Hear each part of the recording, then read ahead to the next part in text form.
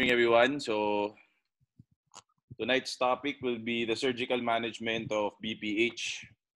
For the surgical techniques that I will discuss, I have chosen the techniques that we commonly use in our institution. There are a lot, and to discuss all of them will take all night, possibly extending to the morning. So I chose to focus on those that we commonly do, and some that we don't do but are commonly done by our consultants outside. Okay, so the references for my presentation are Campbell, 12th edition, Hinman's, 4th edition, and the EAU 2020 guidelines. So the objectives of my presentation, first to present the indications, technique, and complications for the following procedures. So first, TURP. Second, laser surgery of the prostate, namely HOLEP and TULIP. And lastly, open prostatectomy. And to present the pertinent EAU 2020 guidelines to those procedures. So first, key points in surgery of the prostate.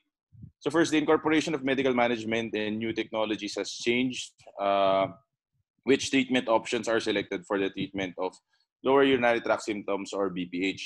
And laser-based treatments are now being increasingly used. Multiple factors have changed the usual patient that advances to surgical management of BPH in the preceding decades. Increasingly, there are more challenging clinical scenarios.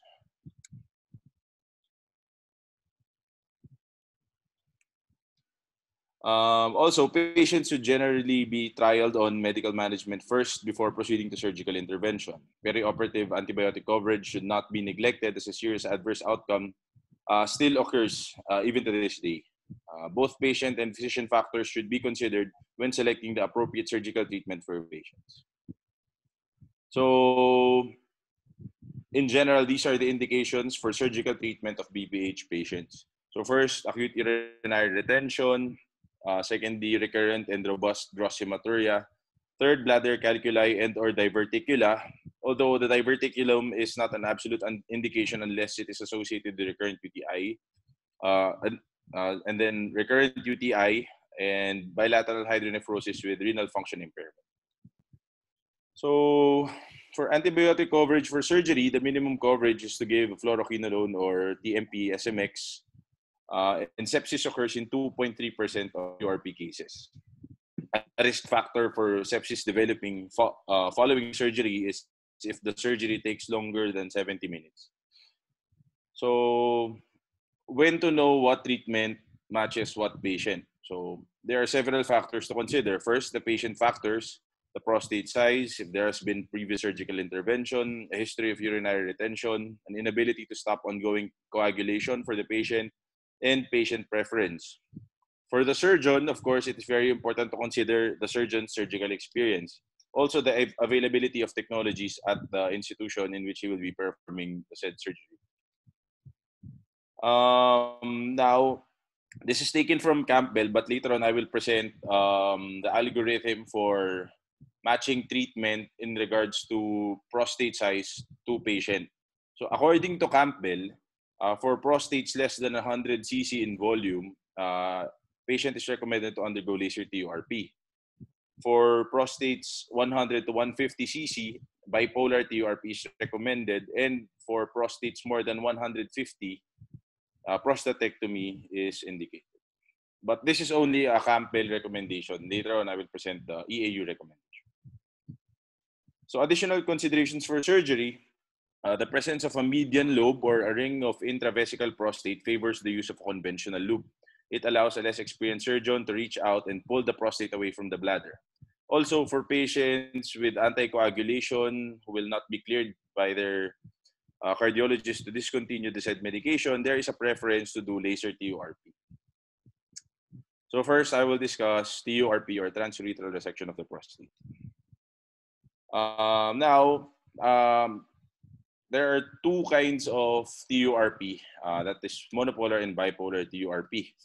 The original, just a quick background, the original monopolar TURP requires the use of a non-ionic irrigant, usually glycine or sorbitol, to carry the current through the cutting loop into the tissue and through the patient to the grounding pad electrode.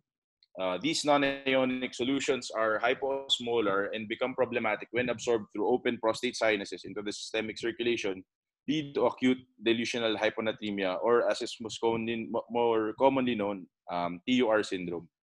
The use of isosmolar saline in bipolar TURP has reduced the incidence of this complication. So positioning. First, the patient is sedated via general or spinal anesthesia. Spinal anesthesia allows for monitoring for signs of TUR. The patient is then positioned in the dorsal lithotomy, and the buttocks should be placed near the table edge.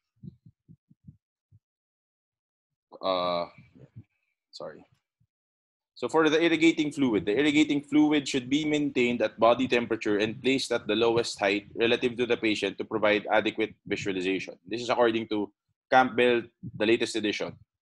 The fluid level may be raised during the case if visualization becomes obscured by bleeding. The ideal height was 60 cm above the patient, which is the minimal height to maintain good vision, but also not lead to excessive systemic fluid absorption. So for the preparation, first you have to assemble your resectoscope and to check all components for fit and working capacity. The plan for resection can be varied by any number of patient factors, and in general, the best approach is the one best practiced and understood by the urologist performing the surgery. So the first step to performing the TURP is to perform cystoscopy. So you should inspect the bladder for any pathologies, namely a tumor or diverticula or caliculi. And the presence of an unsuspected bladder tumor may necessitate a change in plan. The bladder, neck, trigone, and position of the ureteral orifices, the verumontanum, the external sphincter should be noted, and the relationship to the prostatic adenoma confirmed. In instances when there is difficulty identifying the orifices, indigo carmine may be given intravenously to identify the orifices.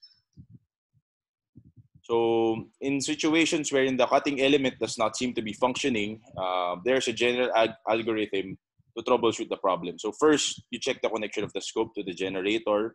If that's okay, you inspect the irrigating fluid to verify that it is appropriate for the technique, for the monopolar and for monopolar, and then for your bipolar. And you check if the grounding of your monopolar is used.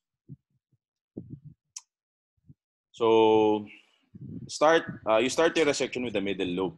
The opening of the procedure should start with resection of any impediment to the movement of the irrigating fluid. So if you see a middle lobe, you should start your resection there. During your resection of your lateral lobes, some surgeons prefer to resect the floor of the prostatic urethra initially, usually between the 5 and 7 o'clock positions, while others prefer the modified Nesbit approach. I will be discussing both techniques.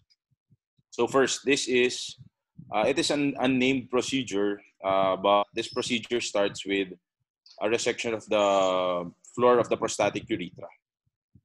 So this is your view from your resectoscope with a loop resecting the prostate floor.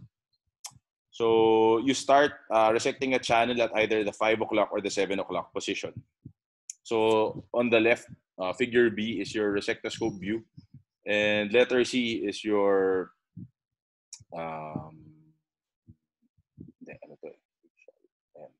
coronal view.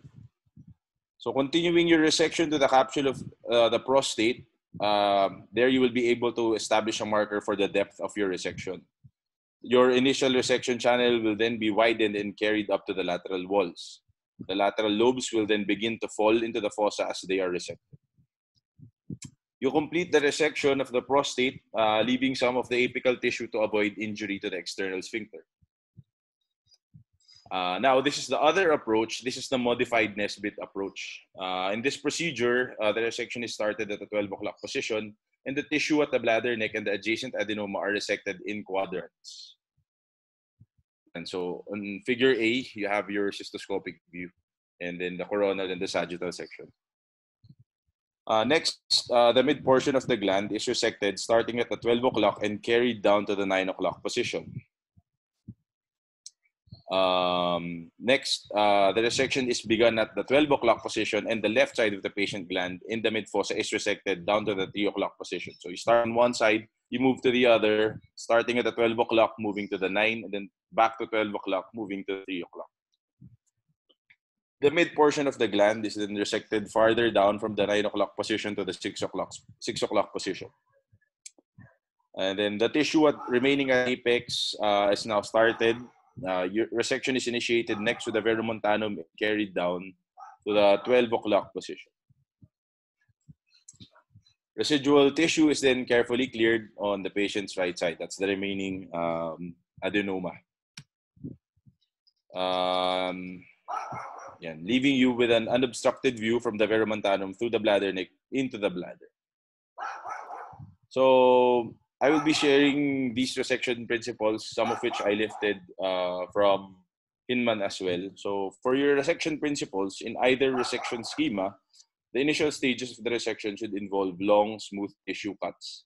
The produced prostate chips should be long and canoe-like in appearance with a length equivalent to the extended resection loop. So over here, the figure on the top is your loop, and the one below is your resected tissue. So it should give you an approximation of how long your chips should be. Also, one should avoid cutting chips of insufficient length or thickness, as this is inefficient and may lead to an irregular resection bed that hides bleeding areas. Aggressive resection of the anterior and apex of the prostate are postponed until the end, as the anterior aspect of the prostatic fossa is the thinnest and the easiest to perforate.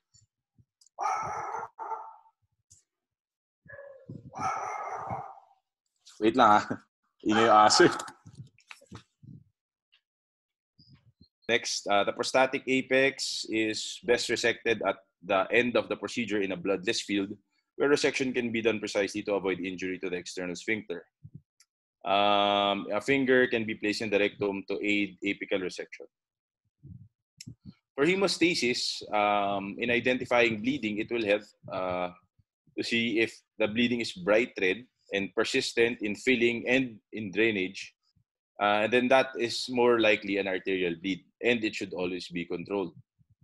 On the other hand, venous bleeding is dark red and disappears with a full bladder. Decreasing the inflow of irrigating fluid may help in identifying the position of the veins. If bleeding cannot be completely controlled, a catheter balloon may be used for tamponade. Now, there's also such a thing as bounce bleeding. It is a fierce jet of blood rebounding off the opposite wall of the prostatic fossa. So here's an illustration. So some may identify the bleeding as from that side, but when you look closer, there is no bleeding from that portion of the prostatic fossa. So you look at the opposite side. Those are instances of bounce bleeding. So for the completion of your TURP, an ELIC or 2B syringe will facilitate the removal of the prostatic chips. And then you examine the prostatic fossa for bleeding. And if there are no more areas of bleeding, you place a large bore three-way catheter. Balloon volume is tailored to the volume of the resected tissue to avoid the balloon falling into the excavated prostatic fossa. Traction can be placed for a short period with release based on residual hematuria. Continuous bladder irrigation is not compulsory but prudent. For the post-operative care of TURP patients, the diet can be advanced quickly. The patient may ambulate on the day of surgery if there is only a mild degree of hematuria. For post-operative hydration, it is important to remember that even in uncomplicated cases, the fluid absorption ranges from 800 to 1 liter. In the absence of significant capsular perforation or persistent bleeding, the catheter can be removed in 24 to 48 hours. Also, the use of stool softeners in the post-operative period, even up to a month post-operatively, is beneficial. The patients should avoid activities that place excessive or uneven pressure in the perineum for 4 to 6 weeks to avoid bleeding, while the freshly resected prostate bed reepithelializes. Patients may also frequently pass tissue or eschar with minor delayed bleeding 1 to 4 weeks post-operative. Also, patients with long standing obstruction, particularly those with urgency and frequency prior to the operation, may still experience a continuation or exacerbation of those symptoms post-operatively. In these cases, an anticholinergic or a beta-3 agonist may help, and it is important to reassure the patients that it may take months for those symptoms to resolve.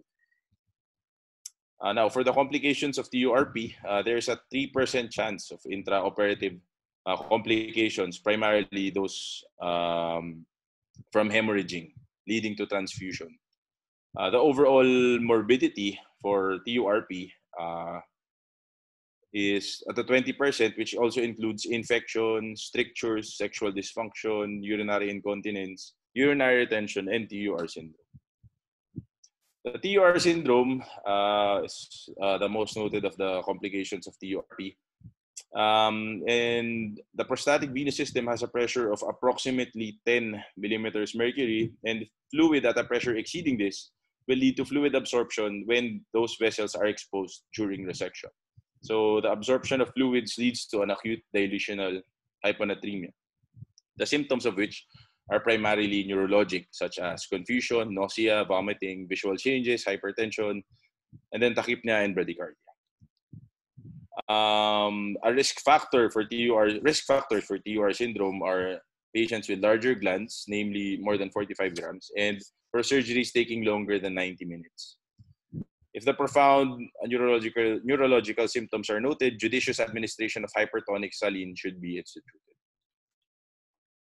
Also, a complication of TURP are perforations. They may occur at the prostatовesical junction, the prostatic capsule, or even in the bladder. Electroresection or overdistension of a thinned area of the prostatic capsule may lead to perforations. An indicator for perforation is the glistening fat of the periprostatic or perivesical spaces. So in these instances, a cystography with drainage films may be used to assess the degree of perforation and the drainage pattern.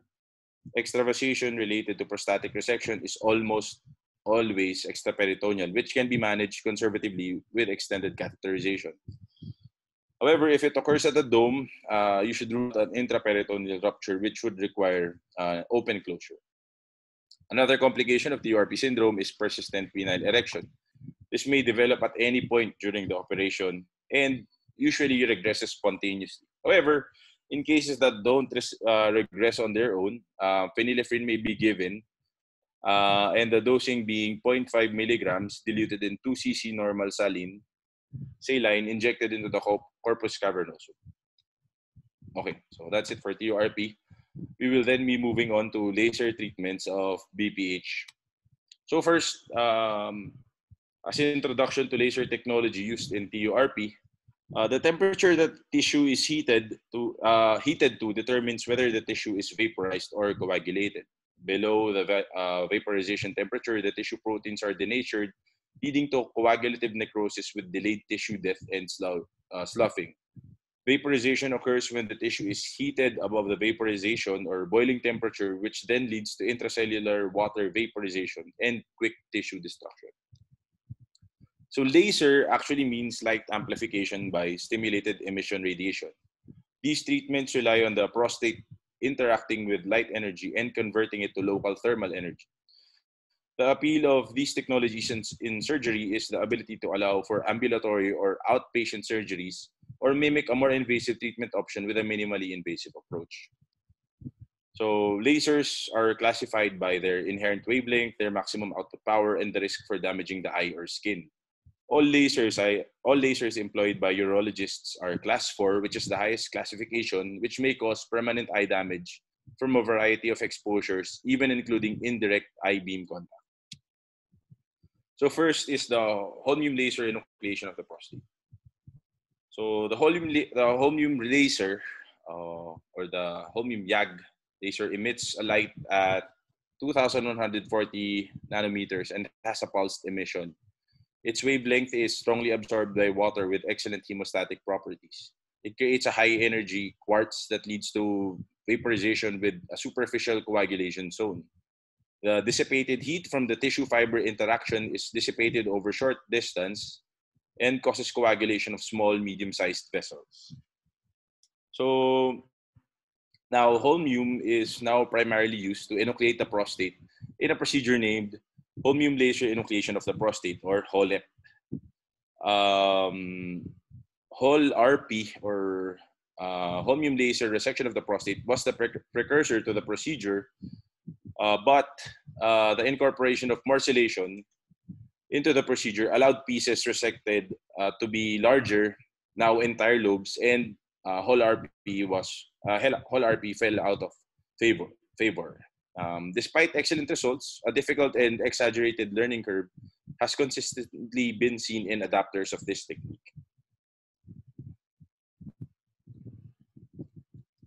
So first, the preoperative considerations prior to HOLEP. So this technique is not advisable to be performed on small glands. You should always secure blood, and you should do antibiotic prophylaxis similar to TURP. It is performed under regional or general anesthesia, and the patient should be counseled that an overnight stay is expected with catheter removal the next day. So for the equipment, the technology used is an end-firing 550 micron fiber delivered through a continuous flow laser resectoscope, usually French 26. An inner sheath contains a fiber guide to stabilize and prevent fiber movement during use. An offset lens, a 30-degree lens, is used along with saline irrigation. And the power settings, 2 joules at 50 hertz. So for the technique, the procedure begins with the bladder neck incision at the 5 o'clock and 7 o'clock positions. The incisions are then carried down to the capsule, similar to TURP, and identified. And the capsule is identified as reflective fibers running longitudinally. The incisions are then lengthened distally until just proximal to the veromontanum. The incisions are then widened laterally, following the capsule to undermine the lateral lobes. So here is a diagram depicting the incision at the 5-7 o'clock. So then a transversely oriented incision is made between the distal aspects of the previously extended bladder neck incisions, and then begin undermining the median lobe. The surgical capsule is followed as the median capsule is lifted off the capsule. So as you can see here, the initial incisions are extended distally just prior to the veromontanum and then connected via transverse incision just above the veromontanum, and that is how you resect your median lobe. So for the lateral lobes, the incisions made at the distal aspects of the lateral lobes are now developed to enucleate the lateral lobes. Develop these incisions laterally up the walls following the capsule. This is done circumferentially from apex proximally to the bladder neck, separating the adenoma. A 12 o'clock incision is then made down the capsule and then followed until the entire lobe is free and can be moved into the bladder. Repeat onto the other side, and then you perform your hemostasis using a defocused laser beam. So here, now for morcellation is used to remove the large adenoma pieces from the bladder, as the morcellator digests these large pieces down to more manageable strips of tissue. A dedicated scope or a nephroscope with a 5mm channel is used. During this process, the bladder should be distended. Suction is then applied to the morcellator to draw the pieces to the guillotine action slides. The smaller fragments are then suctioned. In this type of resection, there's a mushroom technique wherein the technique involves leaving the lobes attached to a stalk and then resecting the lobes down into pieces more suitable to come through the resectoscope.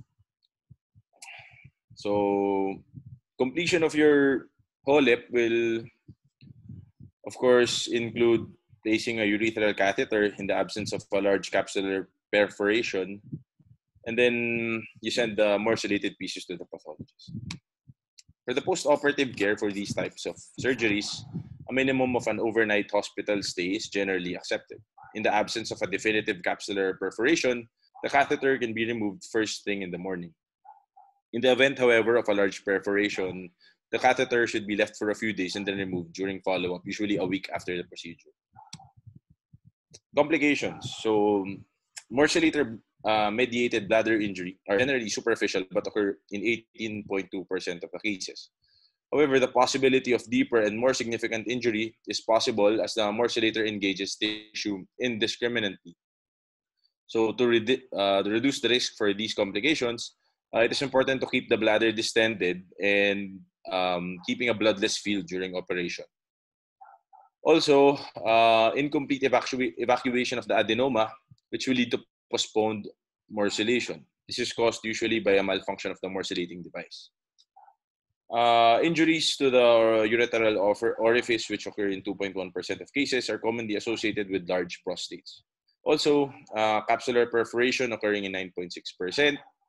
Have different types. So the first type of capsular perforation is a threatened capsular perforation, in which an area of diverging capsular fibers through which the periprostatic fat is visible. Next is a covered capsular perforation, wherein fatty tissue is freely visible at the site of the perforation, but it firmly covers the perforated hole. Then there's also the free capsular perforation, in which there's an obvious hole through which irrigation fluid can be seen running in and out. There's also a subtrigonal perforation, also known as bladder neck false passages. So prolonged catheterization is the mainstay of capsular perforation management. Also, as was explained before, hemorrhage risk is minimal, 1.7%. Urinary urgency and other storage symptoms are a common finding after HOLEP. This is thought to be caused by the high amount of laser energy applied to the capsule, although the degree of those symptoms are usually mild. Transient urinary incontinence is fairly uncommon and is avoided by careful incision at the 12 o'clock position with care not to incise the distal verumontanum. Bladder neck contractures also occur at 3.2%, but more commonly with smaller prostates. Urethral strictures, 7%, occur in association with the use of large diameter instruments. Also, retrograde ejaculation is fairly common, occurring at 75 to 78%. So, comparing TULIP versus TURP, the results are comparable, if not superior to TURP. There is decreased catheterization time and hospital time. There are concerns, however, regarding the exaggerated learning curve, leading to increased OR time. Also, there is equivalent efficiency in tissue removal. The reintervention rate for TULIP is lower, and there is lower occurrences compared to TURP in terms of bladder neck contracture and urethral strictures.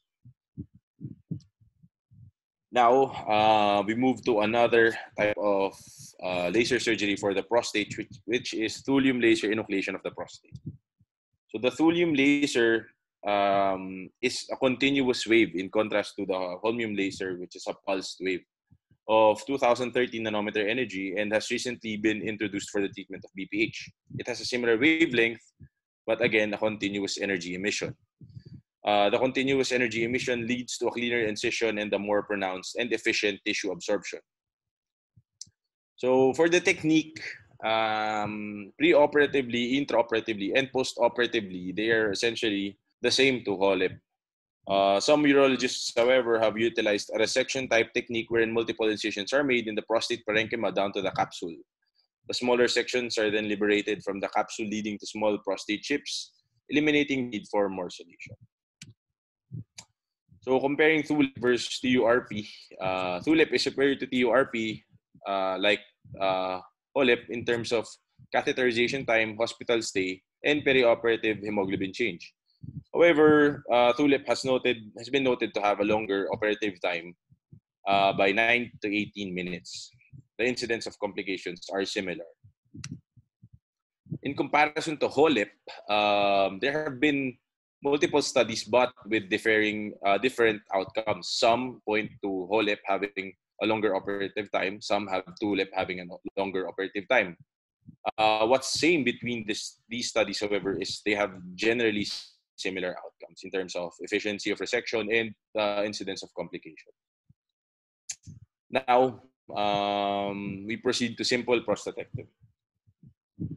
So for the indications for open prostatectomy are as follows: acute urinary retention, recurrent or persistent UTI, significant symptoms from bladder outlet obstruction not responsive to medical therapy, recurrent gross hematuria of prostatic origin, pathophysiologic changes of the kidneys, ureters, and bladder secondary to obstruction, and bladder calculi secondary to obstruction. So for your considerations in doing your simple prostatectomy, it should be considered when the prostate is estimated to be 75 grams or larger. Associated bladder diverticula and calculi should be addressed concurrently. It should also be performed for patients with ankylosis of the hip or any other orthopedic conditions that prevent proper positioning for TURP. It can also be done for patients with complex urethral conditions to avoid further urethral trauma. Contraindications. So, of course, you don't perform the procedure for patients with a small fibrous gland, also in the presence of significant prostate cancer, and previous pelvic surgery obliterating access to the prostate gland. So comparing prostatectomy versus TURP, the advantages of prostatectomy are that you have a lower retreatment rate, you have a more complete removal of the prostate adenoma, and you perform it under direct vision, and of course, it avoids the risk for TUR syndrome. The disadvantages, however, there is a potential for perioperative hemorrhage. Given that it's an open surgery, you have a longer hospital stay and recovery, and you have a midline incision. So there are two approaches to doing your simple open prostatectomy. So there's the retropubic and the suprapubic approach. I will be discussing both. So first, for the retropubic approach, the enucleation is done through a direct incision of the anterior prostatic capsule. The advantages of doing the procedure in this approach are that there is excellent anatomic exposure, you have direct visualization of the adenoma, there is precise transection of the distal urethra to prevent incontinence, there's a clear and immediate visualization of the prostatic fossa after enucleation to identify bleeding, and of course there's minimal trauma. The disadvantage, however, is that you don't have direct access to the bladder in cases of having a concomitant bladder pathology such as a diverticula, calculi, or a large median lobe. So given this, the indications for a suprapubic approach, which is an enucleation done through an extraperitoneal lower anterior bladder wall incision, are what I mentioned before, which were the concurrent bladder pathologies. So again, you do the suprapubic approach when you have a large intravesical median lobe, a clinically significant bladder diverticulum, and a large bladder calculi. So the advantage of this procedure is direct visualization of the bladder neck and the mucosa. The disadvantage is direct visualization of the prostatic adenoma is reduced, so leading to a more difficult hemostasis after you have removed your adenoma. So for the preoperative evaluation for simple prostatectomy, IPSS and uroflowmetry with PVR determination. Cystoscopy should be performed in patients with hematuria, suspected urethral stricture, bladder calculi, or stricture. Prostate cancer, of course, must be ruled out, and the upper tract should be evaluated in patients with known renal disease, abnormal renal function, recurrent UTI, and hematuria. So, of course, you should perform a complete medical evaluation. It is prudent to secure 1 to 2 units of blood available for intraoperative transfusion. And on the operative day, the patient should be placed on a clear diet for 1 day prior to the procedure and self-administers oral bowel prep the day before the surgery. Fleet enema is administered on the morning of the surgery, and an IV dose of a second-generation cephalosporin is administered prior to incision. Also, it's prudent to apply compression devices to minimize the risk for DVT. So, preparation, general anesthesia is preferred. The patient is positioned supine. If prior cystoscopy has yet to be performed, you should position the patient in dorsal lithotomy to perform your preliminary cystoscopy, or better yet, perform a flexible cystoscopy, which will not warrant a change in position. So, incision is similar for the retropubic and the suprapubic approach. So, first, of course, prior to your incision, you should insert a catheter with a 30 ml balloon passed in a sterile manner into the bladder. Now, the incision is a lower midline incision from the umbilicus to the pubic symphysis and deepened through to the subcutaneous tissue. The linea alba is incised, allowing the rectus abdominis muscles to be separated in the midline. The transversalis fascia is then sharply incised to expose the space of its use. So at the superior aspect of the wound, the posterior rectus abdominis fascia is incised above the semicircular line to the level of the umbilicus. The peritoneum is then mobilized, cephalad. A self-retaining retractor is then placed and the incision is widened. So generally, that's your exposure of your bladder.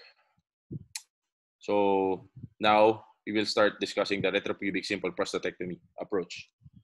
So for your prostate exposure, a well-padded blade, malleable blade is connected to the balfour retractor to displace the bladder superiorly and posteriorly. Using the Bakey forceps and Metzenbaum scissors, the preprostatic adipose tissue is gently removed to expose the superficial branch of the dorsal vein complex and the puboprostatic ligaments. Before proceeding with the surgery with your access, you should perform first these hemostatic maneuvers. So you should achieve complete control of the dorsal vein complex and the lateral pedicles of the bladder neck. So incise the endopelvic fascia laterally, partially transect the puboprostatic ligaments. A monoclin 3/0 suture and a 5/8-inch circle tapered needle is passed into the vascular plane between the urethra and the dorsal vein complex at the prostate apex and then tied. So here is an illustration of that hemostatic maneuver. And use a catheter then, use then the catheter balloon to identify the junction between the bladder and the prostate. Deflate the balloon and place a chromic 2/0 figure of 8 suture deep into the prostatovesical junction at the level where the seminal vesicles approach the prostate gland bilaterally. We can now, with the control done, we can now proceed to enucleation of the adenoma. So with a sponge stick on the bladder neck to depress the bladder posteriorly, blade 15 with a long handle is used to make a transverse capsulotomy in the prostate, 1.5 to 2 cm distal to the bladder neck. The incision is then deepened to the level of the adenoma and extended sufficiently lateral in each direction to permit complete enucleation. So here is an illustration of the capsulotomy with sharp dissection. So using your Metzenbaum scissors, dissect the overlying prostatic pseudocapsule from the underlying adenoma. Once you have developed a defined plane, the index finger can then be inserted between the prostatic adenoma and the pseudocapsule to further develop the plane laterally and posteriorly. So here is how you perform the blunt dissection of your adenoma using your index finger. You incise the anterior commissure from the bladder neck to the apex, separating the lateral lobes of the prostate anteriorly. With the prostatic urethra exposed, you insert the index finger down to the verumontano. The mucosa of the urethra overlying the left lateral lobe is then divided sharply at the level of the apex under direct vision. During this procedure, you should be careful of the external sphincter. Using a Babcock clamp, remove the left lateral lobe, and then you repeat the procedure on the contralateral lobe. If a median lobe is present, the overlying mucosa is incised at the level of the bladder neck, and the lobe is removed. Hemostasis, so after you have done your enucleation, you inspect the fossa, the prostatic fossa, to ensure that all of the adenoma has been removed and that hemostasis is complete. If hemorrhage is persistent, chromic 4/0 figure of 8 sutures can be placed in the bladder neck at the 5 o'clock and 7 o'clock positions.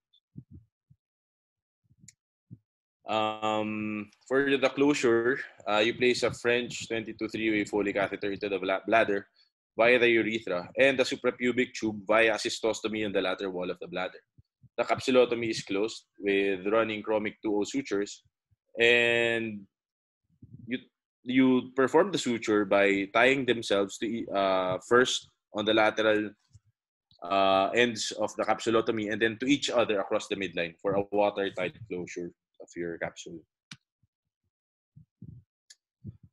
50 ml is then placed in the catheter balloon to ensure that it does not retract into the prostatic fossa. The bladder is then irrigated with saline to ensure continued hemostasis and to test closure for leakage. A closed suction drain is placed via a separate stab incision lateral to the prostate and the bladder. The pelvis is irrigated prior to closure and the fascia is reapproximated with a PDS1 suture. Now for the suprapubic simple prostatectomy approach. So once the anterior bladder wall is identified, 2 Vicryl 3/0 stitches are placed on each side of the midline below the peritoneal reflection, and a vertical cystostomy is made with cautery. You extend the cystostomy with Metz and Baum scissors, cephalad, and caudally to within 1 cm of the bladder neck. Several stay sutures using Vicryl 3/0 are placed on each side of the midline to facilitate exposure. You can also use a transverse incision. So once you have your cystostomy, you inspect the bladder, and then you place a self-retaining retractor and retract the bladder cephalad. A narrow deaver can be placed over the bladder neck to further expose your trigo.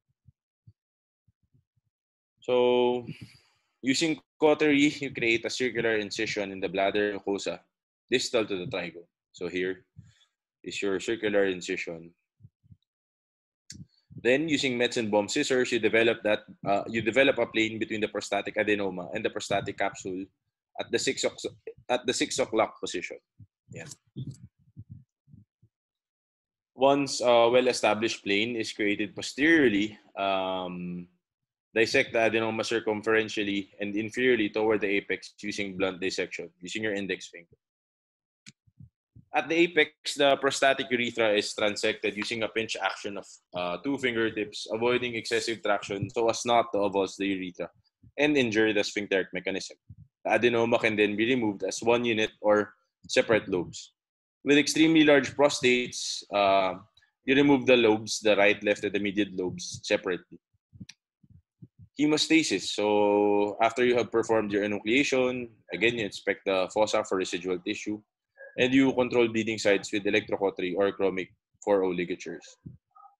2 chromic O figure of 8 sutures are then placed to advance the bladder mucosa into the prostatic fossa at the 5 and 7 o'clock positions to ensure control of the main arterial blood supply. If hemorrhage remains despite the prior measures, a nylon 2/0 purse string suture can be placed around the vesical neck, brought out through the skin and tied firmly, closing the bladder neck and tamponades the prostatic fossa. Those sutures are then removed by cutting it at the skin and applying gentle traction on the 2nd or 3rd postoperative day. So after inspecting for complete adenoma removal and hemostasis, 3-way French 22 catheter is inserted with a 30 ml balloon into the bladder. Also, a suprapubic tube exits the bladder via a separate stab incision at the lateral aspect of the dome, secured again with a chromic 4/0 purse string suture.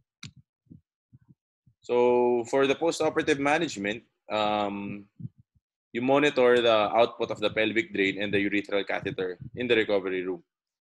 If significant hemorrhage is noted, the urethral catheter may be placed on traction so that the 50 ml balloon can compress the bladder neck and the prostatic fossa.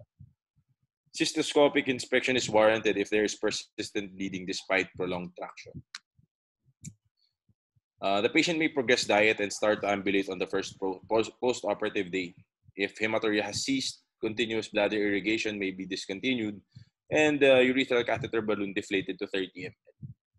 On the second post-operative day, if the urine is clear, the urethral catheter may be removed for voiding trial. The pelvic drain is then removed when the drainage is low, and the suprapubic tube removed 1 week post-surgery. Complications, the overall morbidity and mortality rate associated with simple prostatectomy is low. So now, to organize what I have just discussed, I will then be reporting the EU 2020 guidelines for the surgical management of non-neurogenic male lutes. So essentially, this will summarize what I have discussed in terms of giving us an indication when to do which procedure. So first, here are the guidelines for TURP and TUIP. So on the right is the summary of evidence, and on the left, on the left is the summary of evidence, on the right is the level.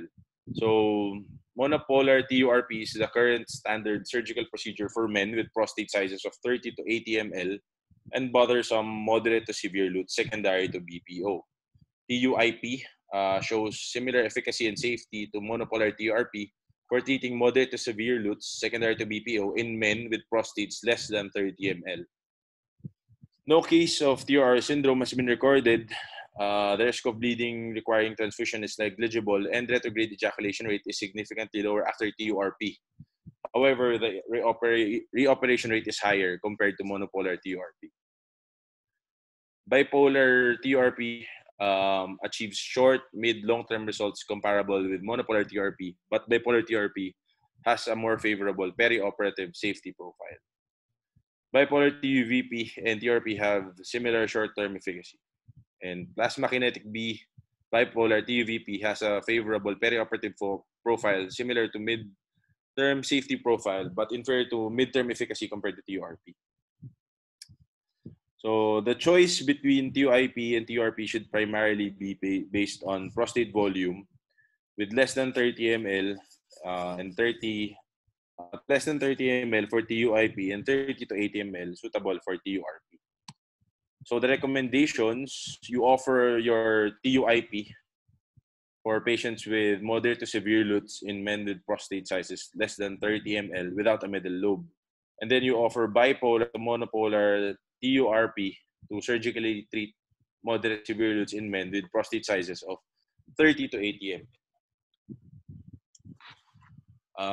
Okay, I'll just read the recommendations. You can read the summary of evidence. It's too long. So the recommendation regarding open prostatectomy is you offer open prostatectomy in the absence of endoscopic enucleation to treat moderate to severe LUTS in men with prostate sizes more than 80 ml. For HOLEP, you offer laser enucleation of the prostate using your HOLEP to men with moderate to severe LUTS as an alternative to TURP or open prostatectomy. So there's a strong recommendation for that. For TULIP, you offer TULIP and Thulium, TUVEP to men with moderate to severe LUTS as alternatives to TURP and HOLEP. You offer TUVEP to patients receiving anticoagulant or antiplatelet therapy. Also, you offer your laser resection of the prostate using your Thulium laser as an alternative to TURP. So for my last slide, this is the EAU 2020 guideline treatment algorithm for bothersome LUTS refractory to medical treatment. So initially, we are presented with a patient with a male patient with LUTS non-responsive to medical treatment. So first is the patient high risk. If the patient is not high risk, then you determine the patient's prostate volume. If the prostate volume is less than 30 ml, you can offer the patient TUIP as a first choice and then TURP. If the prostate volume is 30 to 80 ml, you offer TURP first, but you can also offer laser enucleation and bipolar enucleation of the prostate and prostatic lift. Now, for high-risk patients, you ask or you evaluate if the patient can have surgery under anesthesia.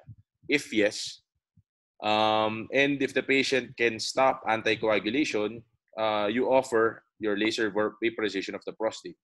If not, if the patient cannot undergo surgery under anesthesia, you offer your lift. And that is my last slide.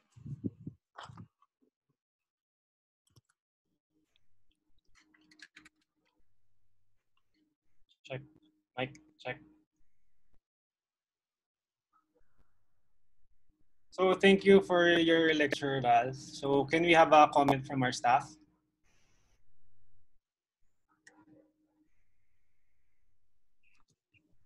So I think let's have a comment from our expert. I think Dr. Tan has a comment from the quasi-continuous standpoint from HOLEP, I think. Diyan ba si sir? These are reports lang. Siyempre, wala po kami experience sa laser surgery. At most, nakapag-observe po kami kay Dr. Tan. So all this is lifted from Campbell. Yung hindi siya continuous, quasi-continuous. Yes, sir. Means it's still pulsatile wave, pulse waves, pero mas mabilis lang yung frequency. So, nagmumukha siyang continuous. Okay. So, quasi lang. Hindi talaga siya continuous na laser, sir. Okay, thank you, sir. Sinerch pa yung mathematic term. So I think that's we reviewed all techniques that we're using and some that, for example, the laser. Yes, sir. On the average, how many open prostatectomies does a resident do in a year? The requirement for open prostatectomy. No. You're not answering the question. What's your question? I'm not asking for the requirement. I'm asking, since this is interdepartmental, on the average, ilan yung nagagawa ng isang residente in a year? Ako, nakatatlo na ako, sir. Naka-isang taon ka na? Nung third year ako, nakatatlo na ako, sir. The question is, isang taon? Ganun, sir. Tatlo. One per batch lang naman kami. Isang taon, tatlo. And usually, ilang grams? More than 75, sir. May pinakamalaki ko 150, sir. Ha? 150 yung pinakamalaki kong nagawa. Okay. Sige. No, because I don't know. Siguro, what we have to understand na not all trainees Maynila yung practice. So there still is a need for a trainee na dapat marunong ng open, di ba? Yes, sir. Yun lang. Yun lang naman.